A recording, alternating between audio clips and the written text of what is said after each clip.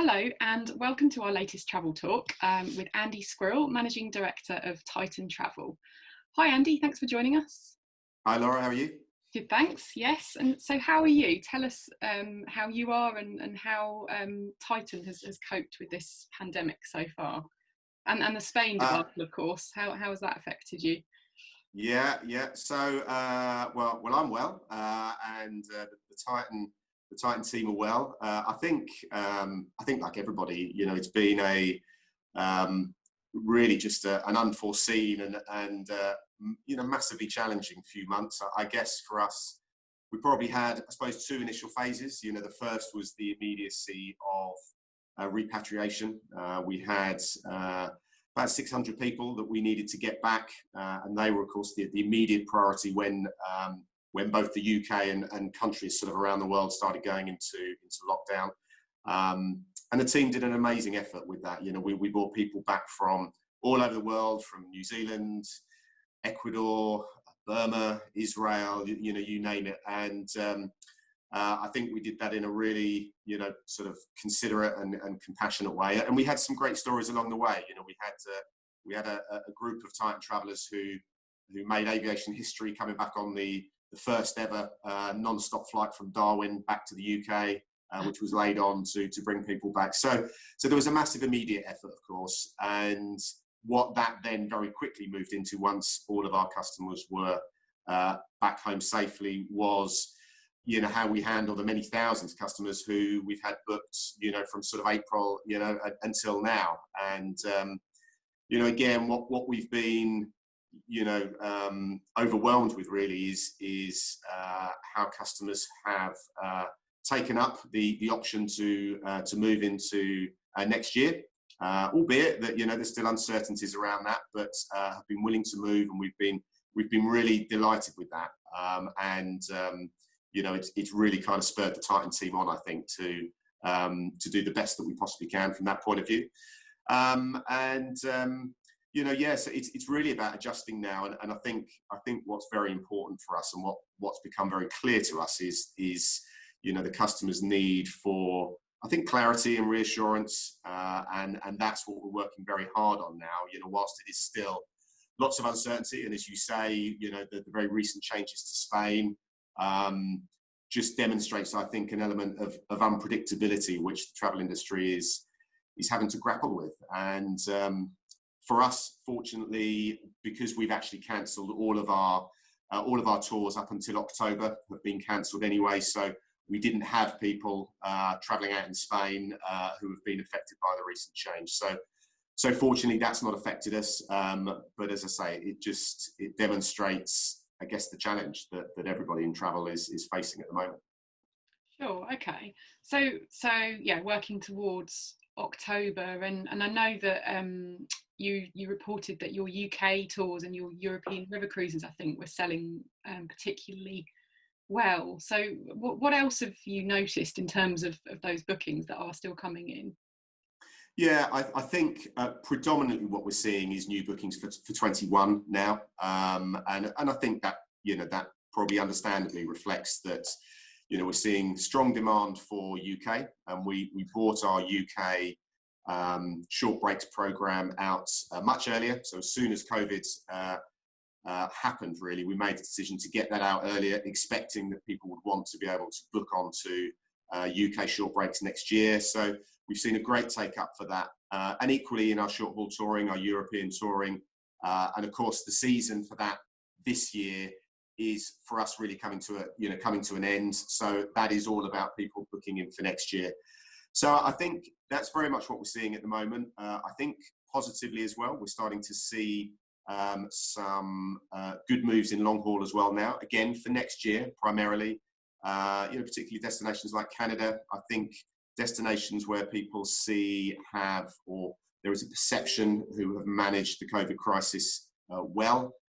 We're seeing some real good return to new bookings coming in for those destinations, but equally, still lots of people opting to move out of this year and into next year. And we understand that I think our holidays are have quite a high value, and I think we understand, and our customers want to make sure that when they go, they're going to get the experience that they want.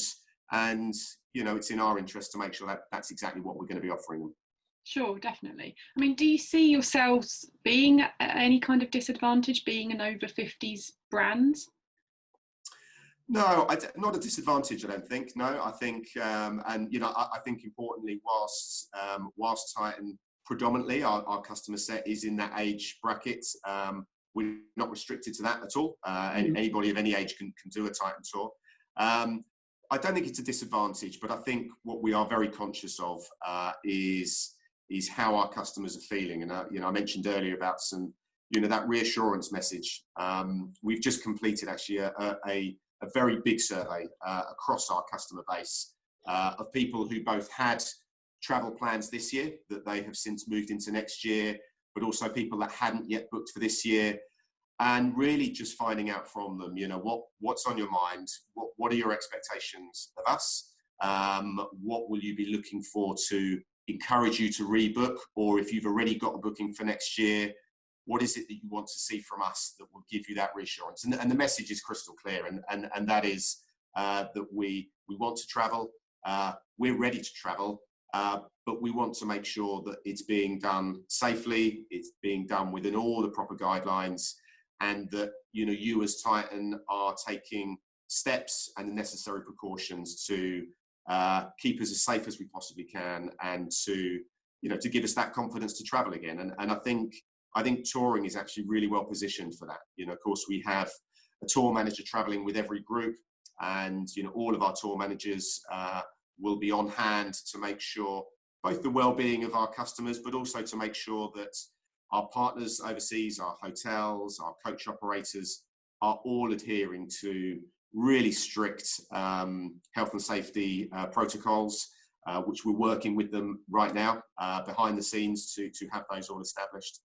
And of course, we've got 24-hour, round-the-clock access for anybody in our tours that there is always somebody they can pick up the phone to in the UK to help them with any situation should it arise. So lots of work going on behind the scenes so that we can really give our customers the reassurance that, touring, when we do start operations again, it'll be done safely, it'll still be a great experience, and one that they will come back from with some really sort of great memories from. Sure. Okay. I mean, can you reveal any of the sort of key changes you've made to your trips? I mean, particularly with group escorted tours, I guess, like you mentioned coaches. I guess it is a challenge. Could you tell us how you sort of work to make them more COVID proof, or is that still sort of workings? There's still an awful lot that we're working on at the moment, but we look at the areas that we've got sort of control of a tour. So with Titan, everybody is picked up from home in one of our our sort of fleet of vehicles. So clearly there are things that we can do with pre-departure checks for people who are going to be on a tour, making sure that they are fit and well before they join a tour. There are cleanliness protocols that we can put in place, both with our home pickup service, but also we're working very closely with those coaching partners to look at what are we going to be doing every time people step on and step off a coach? What are we going to be doing with making sure that our customers can almost feel like they are in a bit of a bubble? And I think key to it, clearly every country is going to have its own regulations and requirements for the safety of their population, and therefore our customers when they're in that country, whether that is social distancing, whether that is use of face masks. So all of those things are areas that we want to make sure we can give our customers really clear guidelines on in terms of here's what we're going to be doing. But as I say, I think in terms of traveling on a coach, there is no reason why we can't make that just as safe as it's going to be whether that's traveling on an aeroplane or traveling on public transport, and traveling with a group of people who people can take confidence have been checked, will be checked for their health and well-being as well. Sure, definitely. Okay. I mean, and how are you working with agents to communicate these changes and sort of help them pass on that confidence to their clients? Yeah, so we've, there's a number of things we've been working with our agent partners who, I have to say, first and foremost, have been incredibly supportive. You know, we have very, very strong partnerships across the trade, and I think through the whole refund process, which I'm really pleased with how we managed, and they have been great in terms of how they've worked with us on that, and we are really thankful for that. And I think, you know, what we're trying to do with the trade now is first give clarity, and, you know, so what we're doing is throughout this process we've launched a peace of mind policy, which is really to help them with their customers when they are asking, you know, well, what do we do? We perhaps don't feel particularly safe traveling at the moment. So the peace of mind policy, which currently runs up until the end of October, which basically allows anybody who is booked on a holiday with us to move their holiday to any future departure that they like. Doesn't have to be the same holiday if they don't want to. And there is actually an incentive for them to do that. So they actually get a discount off the holiday that they choose. There's no amendment fees to do that. And we're just about to actually roll that right through until the end of January.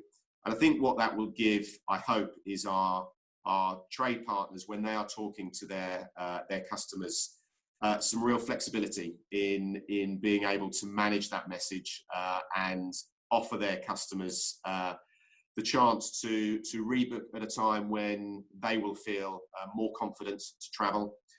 So we're doing that. And then in addition to that, we've launched our what we call our protection promise, which is on the website.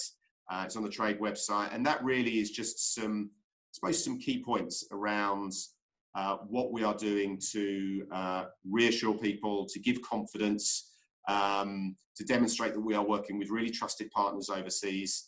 And that will be a promise that actually over the coming days and weeks, we will be adding more and more to as we finalise some of our, you know, really clear actions that will happen on tour. We will start to feed that into there and communicate that to the trade as well. Okay.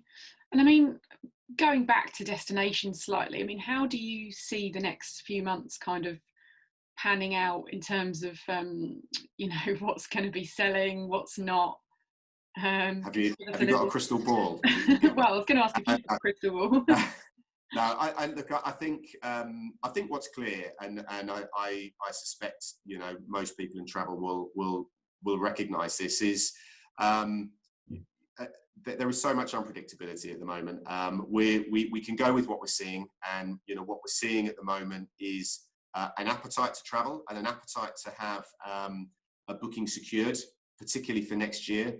And, you know, we would encourage customers and our trade partners to book with absolute confidence, you know, knowing that their money is safe, that it's with a ATOL bonded tour operator. And I think, you know, in terms of where people are going to go, as I've said, we're certainly seeing our short haul touring program making some really sort of positive booking trends at the moment. River cruising as well in Europe. I think, you know, people are feeling more and more confident to book that for next year, which is great to see.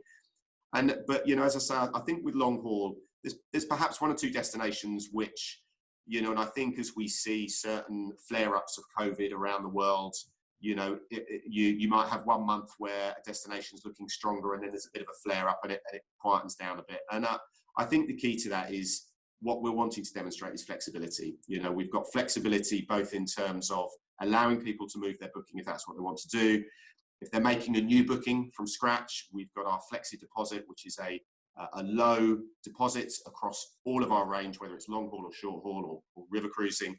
And that is a deposit that you know, our trade partners can talk to their customers about. They can move that with no amendment fee right up until 75 days before travel. And hopefully that will give people the confidence to say, well, where do I want to go?